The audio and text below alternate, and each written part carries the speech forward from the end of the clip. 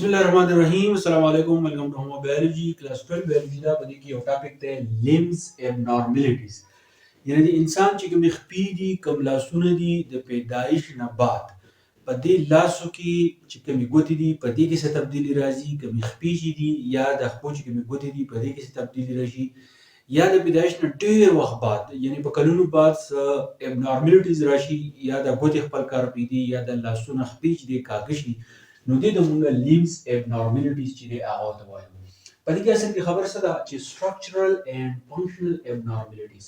structural and functional. structural چې په ساخت کې څه تبدیلي راځي، یعنی یو لاس کېدای شي چې دی هغه اوږد وي، یو لاس داسې چې دی هغه لړ پاتې شي، یا په خپو کې چې دی هم دا مسله راځي، یا function. functional مطلب څه دی چې کار پرېږدي، ګوتې چې دی هغه حرکت پرېږدي، لاس چې دی هغه حرکت پرېږدي، نو دې ته ویل کېږي structural and functional abnormalities. بل څه ده چې in arms and legs after birth or later، چې زموږ سره خپې او لاسو کې مسله راځي خو د پیدایش نه بعد یا ډېر وخت بعد، نو په دې کې زموږ سره دا مسایل چې دی هغه راځي.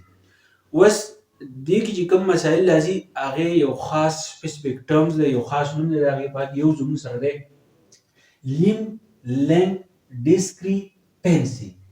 limb length discrepancy long and short length. اکثر یو لاس چې دی اوږد پاتې شي، یو لاس چې دی هغه لنډ پاتې شي، نو د دې لپاره په ساینس کې یو خاص ټرم استعمالېږي، هغې ته څه ویل کېږي limb length discrepancy. بل زموږ سره دی polydactyly، یا موږ دې چې دی polydactyl چې دی هغه ته وایي. په دې کې چې دی extra fingers، په دې کې کمې ګوتې چې دي 5 ګوتې نارمل، خو اکثر دا چې دی بعضې ماشوم د هغه 6 ګوتې پیدایشي چې دی هغه پیدا شي، نو دغه کنډیشن ته مونږ وایو polydactyl. او دا مسله ولې راځي؟ دا مسله زموږ سره جینیټیکلي. بل زموږ سره دی syndactyly، یا مونږ وایو syndactyl. په دې کې چې 2 fingers are fused together. پاتې اکثر دا چې زموږ سره د لاس یا د خپو 2 ګوتې چې دی یو بل سره بالکل جاینټلی چې دی پیدا شي، هغه پیدایشي چې دی یو بل سره بالکل یو ځای، نو هغې ته مونږ څه وایو syndactyl condition.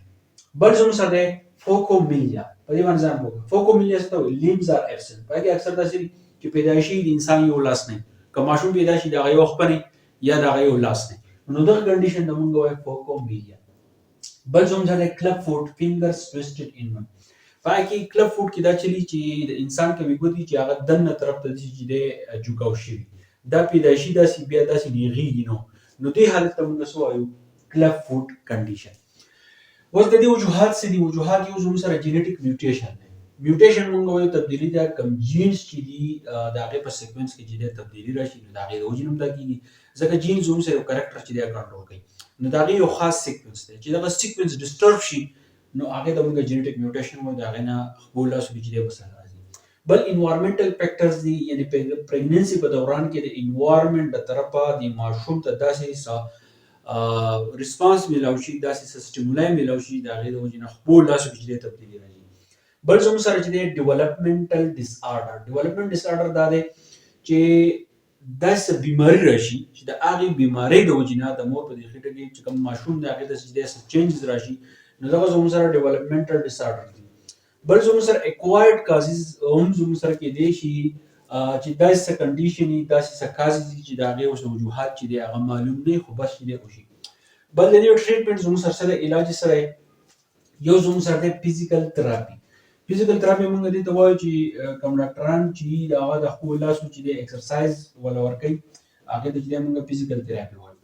بل زموږ سره اکوپیشنل تراپي ده. اکوپیشنل تراپي مونږ دې ته وایو اکثر د خپو یا د لاسو چې کومې ګوتې دي هغه مومنټ نه کوي، دې سره څه واړه غوندې کې مشینان چې دی هغه اټیچ کړي د بجلۍ په ذریعه باندې، هغه دې خپو او د لاسو ګوتو چې دی حرکت ورکوي، نو د هغې سره چې دی هم داسې کېږي. بل زموږ سره دی پروستیټیک ډیوایسز. پروستیټیک ډیوایسز مونږ دې ته وایو چې انسان داسې دی چې د هغه نه خپه شته نه چې دی لاس شته، نو نقلي لاس ورته یې ولګوي یا ورته چې دی نقلي خپه ورته ولګوي. زموږ په دې ځینو کې خو داسې نقلي لاس نقلي خپه ولګوي بس خبره ختم شي، خو کوم مالدار ملکونه چې کوم دي په کې پروستیټیک ډیوایسز داسې چې دغه نقلي لاس کوم نقلي خپه چې ده، نو د دې سره داسې ډیوایس اټیچ کړي چې هغه چې دی بیا په خپله باندې حرکت کوي، د انسان چې دی مدد ورکوي. to improve mobility چې کوم مومنټ دی چې په هغې کې چې دی هیلپ ورکوي.